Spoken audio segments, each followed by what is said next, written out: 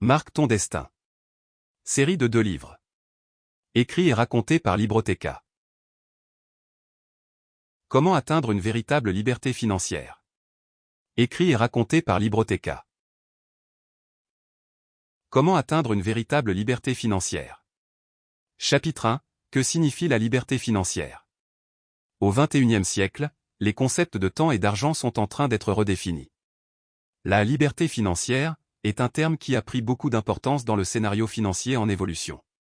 Par liberté financière, on entend l'absence de responsabilité financière permanente grâce à une gestion planifiée et à une répartition des actifs. Elle libère une personne d'un travail pénible en lui donnant une source de revenus stable pour la vie. Il ne faut pas penser qu'une personne sans dette est également sans dette.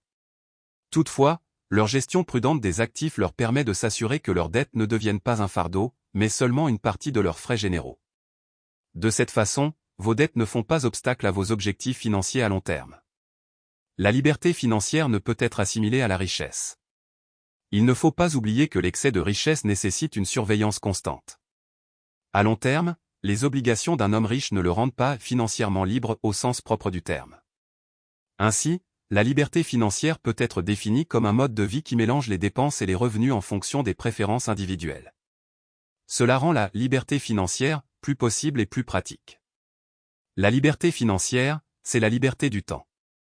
Le temps, c'est de l'argent, telle est la croyance générale dans le monde professionnel. Cette attitude ne laisse aucune place au temps libre. Cependant, la liberté financière a modifié cette notion de travail en permettant à une personne de profiter de ses loisirs sans entraver d'aucune manière la stabilité de ses revenus. Tout le concept de liberté financière repose sur des actifs et des investissements qui sont combinés au fil du temps pour générer de l'argent.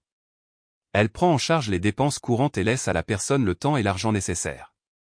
Une personne financièrement indépendante est libérée de l'emprise de la routine du temps pour l'argent. Atteindre la liberté financière. Pour comprendre la liberté financière, il faut s'éloigner des concepts traditionnels de revenus et de dépenses.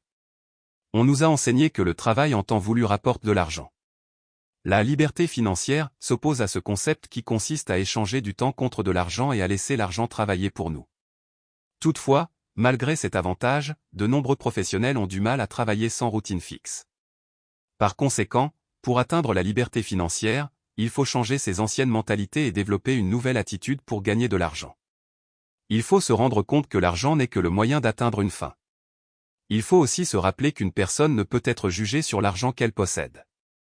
Si ces idées fausses ne sont pas dissipées, l'objectif de la liberté financière sera vaincu, car la satisfaction est le mot-clé de la liberté financière. De même, il faut aussi...